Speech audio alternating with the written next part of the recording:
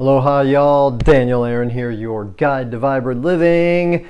Classic full moon action. Here I am recording indoors. I usually like the natural light because it's late, it's dark, and I'm like cranking through all these pieces of work and projects and things going on.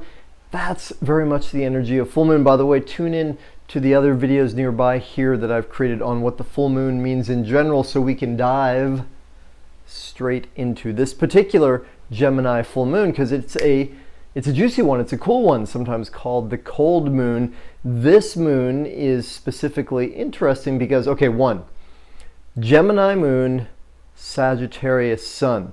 And I tell you true, the best thing I can share with you is not so much what to look for on this specific full moon, it's to understand the archetypes, the principles that underlie astrology. No kidding, it's one of the best cross trainings you'll ever get in life for seeing how we as humans work, how the world works, how nature works. Because the deeper our understanding of the nature of things, the nature of life, the more our understanding of ourselves, the world, the better we can navigate our way through life. So, and what's really cool about astrology, there really only are 12 archetypes. The deeper you learn those, the more you can start to combine those pieces in astrology to understand so much.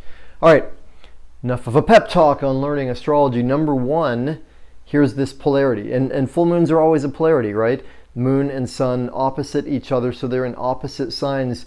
The moon in Gemini. Gemini is the energy, you've heard of it, called the twins. It's very garrulous, likes to speak, it's communicative, it's very much left brain, right? Analytical, logical, right? It's kind of Hermes energy, like Mercury is, the other god. Mercury is the Roman one, Hermes is the Greek one, something like that, or vice versa, I don't know. And flying around, quick, that's how it is with Mercury, information flying around. That's the energy of Gemini. And so, opposite to that is Sagittarius, where the sun is right now this time of year. Sagittarius is an energetic of meaning. It's an energetic of expanded worldview. Sagittarius is always saying, how does it all work? What's my place in the universe? That's why it's famous for travel, religion, and higher education, because at least theoretically, all of those can be about broadening our understanding. So, the polarity we're getting here is left brain, right brain. It's, down in the village as opposed to up on the mountaintop where we can see it all. Now, so, a lot of ideas, stories, information. It's kind of exciting in that way. Downloads possible. Now, let's add in a neat flavor, the occultation, I think it's called, of Mars. This is a unique astrological pattern where Mars is very closely connected to the moon at this full moon, and at a certain point in the process, right, and its peaks in the evening of February 7th. You can look up the exact time. Lasts for a day before, day after, roughly 2 days before, 2 days after, the whole cycle. At a certain point in that process, the moon in its position will actually block out the view of Mars. And that's pretty cool. What does it mean? Mars is the energetic of warrior, action. It's the symbol of man. It's starting things, getting things going, what we desire, right?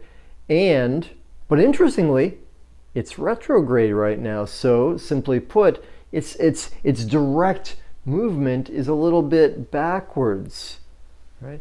Now, let's bear with me because I'm going to tie a couple pieces together and then I'll wrap it up in a sweet little holy days bow. We've also got, in this full moon, the planet Neptune loosely square to the sun and the moon. Neptune is about the etheric, highest love, spirituality, cosmic consciousness. Mars and Neptune, they're not really buddies because Mars is like, let's get things done. Neptune's like, let's be. Right? Mars being retrograde is also like, let's be. So there's an interesting, on one level you would think, oh, hell, look at Mars right in there on the full moon. This is kind of like an aggressive, action-oriented, sexually charged energetic. At the same time, we've got this little bit of loose, floaty, almost hypnotic energy there. So, all things said here, great time to wonder into possibilities, to feel and enjoy the raw vitality, the energy that's stirred up, and not a great time to necessarily look for answers, solutions, getting it all clear, plans made, dates set. That'll come. Better to use this as, whew, what am I feeling? What's alive in me? What would I like to create? I wonder what is possible. There you go. I hope you enjoyed. If so, please like, subscribe, share, pass it on. Let's get more vibrant beings in the world tuned in to the magic, mystery, and wonder of astrology and how much it helps our current lives. Thanks, y'all. Aloha.